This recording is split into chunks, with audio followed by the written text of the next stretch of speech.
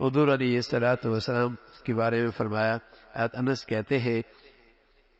میں حضور علیہ الصلوۃ والسلام کے پاس بیٹھا تھا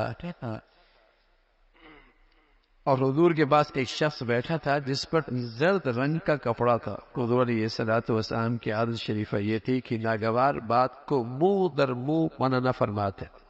اس لیے سکوت فرمایا۔ جب وہ شخص چلا گیا تو حضور علیہ الصلوۃ والسلام نے حاضرین سے ارشاد فرمایا،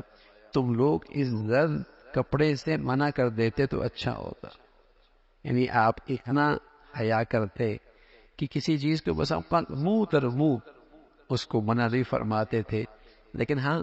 اگر وہ چیز ایسی ہو جو فرض گناہ کبیرہ نہ ہو، کوئی بڑا گناہ نہ ہو، تو اس موقع پہ تو آپ ایسا کرتے تھے، لیکن اگر کوئی کھلا گناہ ہو تو آپ اسے ٹوک دیتے تھے، آپ اسے روک دیتے تھے۔ حضور علیہ الصلوۃ والسلام کی یہ امت پر غایت درجہ شفقت تھی کہ اکثر بالمواجہ سامنے منع نہیں فرماتے تھے، اس لیے کہ مبادا وہ شخص انکار کر بیٹھے یا اعتراض کا سبب بن جائے اور پھر خطرہ ہے کہیں کافر ہی نہ ہو۔ ظاہر ہے نبی کی بات کا اگر وہ انکار کر دے گا یا وہ اعتراض کر دے گا تو کفر لازم آ جائے گا۔ ہاں فرمایا تم منع کر دیا کرو نا، تم اسے روک دیا کرو، تم اسے سمجھا دیا کرو کہ زرد کپڑا یوں نہیں پہنتے۔ اگر ان امور سے اطمینان ہوتا تو کبھی کبھی منع بھی فرماتے۔ جب سامنے والے کے بارے میں یہ پتہ ہوتا